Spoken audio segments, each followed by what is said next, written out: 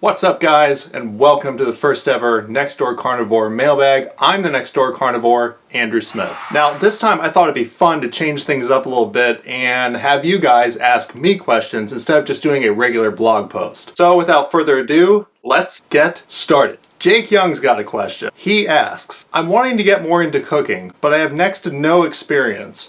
What is a really good recipe I can work with that will let me test the waters and not be too confusing but still give me a good sense of accomplishment? Jake, good question. But here's the thing, I'm not sponsoring you, man.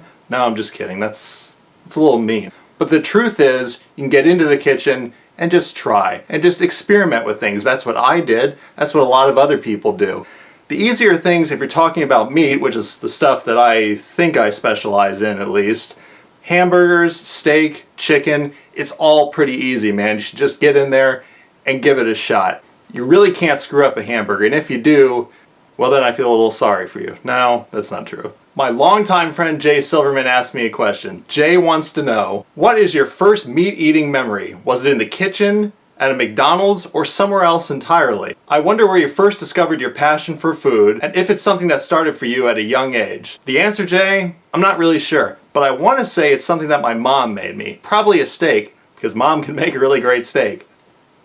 Another one of my longtime friends, Pete Gutchenreiter, wants to know, Carnivore, when can we expect you to travel to Kansas City and test or review the best barbecue? Pete, I'm not so sure that Kansas City has the best barbecue, but if they do, I will try to get there as soon as I can and find out.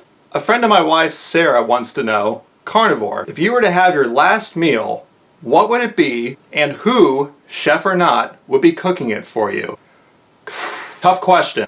It has to be a steak though, and it has to be medium rare. I'm gonna go ribeye, and the person cooking it for me would be my mom, because I love my mom, right? That's not too dorky, is it? Kinda, a little bit? Okay. And it would have asparagus, baked potato, and if I'm allowed alcohol, Johnny Walker Black, because Johnny Walker Black is awesome. And finally, my buddy Jeff Paulson leaves us with a non-food question, but a really good question nonetheless. He wants to know, you have lived in Nebraska and Ohio. It's not really a question. Who has more passionate college football fans? Chances of me upsetting a large amount of people on this is really, really good. So I have lived in both states. You have Cornhuskers on one side, you have Buckeyes on the other. Both incredibly passionate.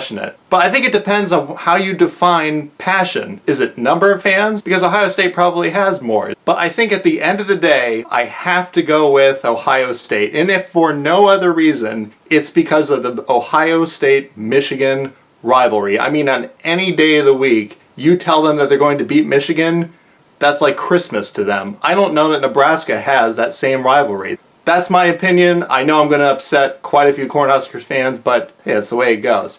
Anyway guys, thanks for tuning in, watching the first ever Carnivore Mailbag. I want to do more of these videos and I would do more mailbag videos. So send your questions in and I will answer them. Food, meat, non-meat, dessert, truffles, whatever. I've never had a truffle, but you know, maybe I could answer a question of a truffle or something. Anyways, hit the like button and the subscribe. Check out the blog. You can follow me on Facebook, Twitter, and Instagram.